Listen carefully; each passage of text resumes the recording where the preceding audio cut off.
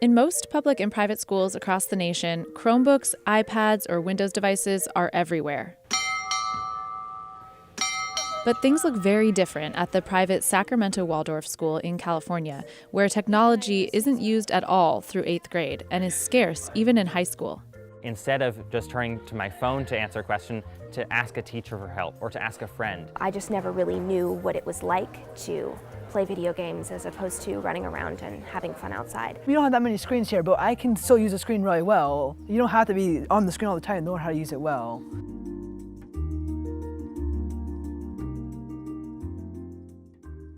So I would whip stitch this on. I find that even in my own experience in my own life, that when I'm using a device, it divides me from those who are around me. So I find that the community experience of being in a classroom without those devices, that comes only from one-on-one human interaction.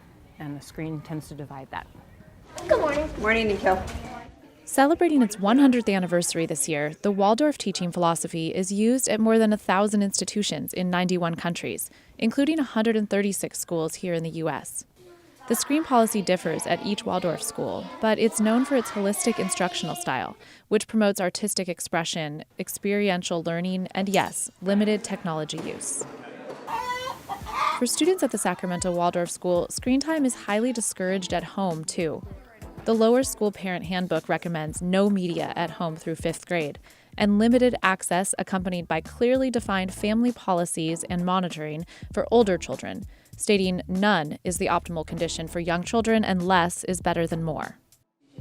In high school, computer use at Sacramento Waldorf School is restricted to just 6 desktops in one small lab and 20 MacBook Air laptops used in just a few classes. Mobile devices can be brought by high schoolers, who all sign a pledge to limit use to outside the classroom only. Tech in schools is big business, expected to hit $43 billion this year, with 46% of that growth happening in K through 12. So Apple, Google, and Microsoft may not be thrilled to know the Waldorf approach represents a growing trend in Silicon Valley, where low-tech education is becoming increasingly popular among parents who are apprehensive of the devices they themselves helped to invent. The private Waldorf School of the Peninsula, which has campuses in Los Altos and Mountain View, is highly sought after. 3/4 of the students' parents there have a strong high-tech connection. In fact, many big names in tech, like Bill Gates and Steve Jobs, gained notoriety for the strict bounds they placed on device usage in their homes. Gates reportedly didn't let his kids get phones until age 14, and Jobs didn't let his kids use iPads. The tuition at Waldorf schools varies by grade and location. High school tuition at the Waldorf School of the Peninsula is more than $35,000, and elementary school starts just under $26,000. In Sacramento, high school is over $19,000 and elementary starts just under $13,000. There's an interesting thing that's happening in that it's become a real sign of kind of status and privilege to be tech-free. The children from low-income families spend about 3 more hours on average on screens per day. So we're seeing that kind of differentiation where it's not about the access to the device, but it's really about making sure that children from all kinds of households have access to positive opportunities and experiences in online spaces. For families that can afford to send their kids to Waldorf schools, it's likely that they do have the resources to craft a responsible media environment for their kids at home. If you're lucky enough to be born into a family with that kind of privilege and resources, you're going to have a lot of different learning opportunities. So I don't think that we can condemn one type of teaching practice over another. It's really about the mix of learning experiences that we create for our kids. And we know within privileged families, those learning experiences are deep and vast and constantly coming in. By the time they're seniors, I don't think there's anything different from other kids necessarily, other than they've maybe had a little more of a balance. At the Sacramento Waldorf School, students in the lower grades aren't taught any computational skills at all. Instead, they learn through tactile immersion. Handwork is a subject that is only in really Waldorf schools, so all of our children learn how to sew and knit and crochet. And when they come through my class, they know how to fix a button, they know how to fix a tear in their clothing. Right now, after I leave you, I'll be taking them out on our hike day. And so the children have been able to watch how the landscape changes and what animals are there during different seasons and what plants are there. And you can't get that same experience from watching that on the screen. Students here also learn how to grow their own food, care for animals on the school's farm, paint, and garden. We have a full working farm on campus, and from 2nd to 10th grade they come out twice a week and have gardening class with myself. But some of our favorite friends are Atticus the llama and Patty the cow, and we have a whole bunch of chickens and a few ducks and a small flock of sheep. Students are used to working with their hands inside the classroom as well. Most of their assignments are handwritten. This type of hands-on practical education appeals to a lot of parents broadly concerned about the growing influence of tech in everyday life. They're raising some of the first kids to grow up with access to smartphones, tablets, and social media. And many educators and academics alike have begun to raise the alarm. One of the things that the research makes clear is that there's a huge impact of cell phones and social media platforms like Instagram and Snapchat and other platforms on kids' brains and on their social and emotional development. There's also links to addictive compulsive behavior, to attention distraction issues, and many other concerns. Teen depression, anxiety, and suicide are also on the rise. At the generational level, studies show that kids today spend less time hanging out with their friends than they used to. Some recent studies have linked these concerning statistics with smartphone use. So it's no wonder parents, and even kids themselves, are worried. I have a few friends of mine who went to middle school, and then now they go to public school, and I know they spend their entire day pretty much on the screen.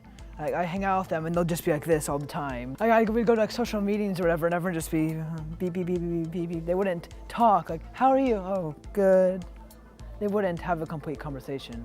Portela says his classmates at Waldorf aren't like that, even though high schoolers like him are allowed to use their phones during breaks. After being raised with Waldorf's policies, many of his peers are also on board with the low-tech approach. When you don't have a phone, you kind of are forced to be social with people. You're forced to go out and have new conversations with people and meet new people, and that's a really valuable skill to know how to do. In an environment where computers are with you all the time, when your phone is there in every class, you tend to turn to your phone or to your device instead of to a teacher or a friend, and so you don't build those skills, those social skills. You also don't learn to ask for help when you need it. While few would dispute the benefits of real-world interactions and experiential education, Odgers does take issue with the popular narrative that an uptick in tech usage is making kids more anxious and less social.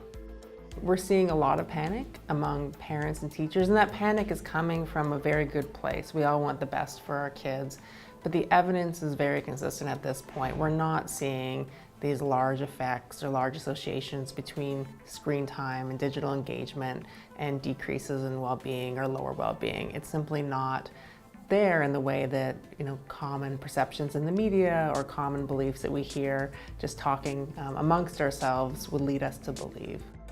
While rates of smartphone adoption and teen depression have increased in tandem, these studies can only prove correlation, not causation. That correlation often disappears if you control for other factors in their life. Digital device use in excess might be a signal or a marker of something that might be going awry offline. Basically, she says it's more likely that unhappiness is leading to unhealthy device usage rather than the other way around. So when analyzing Waldorf's tech policies, Odger says the most important thing to consider is how devices are being used, not necessarily how often. For me, it's a question of how can we use these as tools? They're great tools, so that we're not tools of our tools, but how can we own them as opposed to their owning us? And school staff say their students are not deterred from pursuing careers in technical fields. Out of each graduating class of about 40 students, 35% choose science or math as a major. The last few years, we've definitely seen an uprising in STEM majors. So a lot of students going into pre-med or computer science.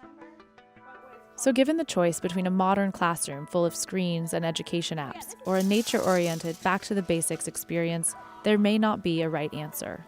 The real magic happens when we can leverage the good parts of technologies with the great parts of what good teachers and good parents and good invested adults can do to really allow children at all stages of development and learning to reach their optimal potential. So that's not really whether you shut tech off or you keep it on. The question is really how you scaffold learning using technology when it's appropriate with the right supports.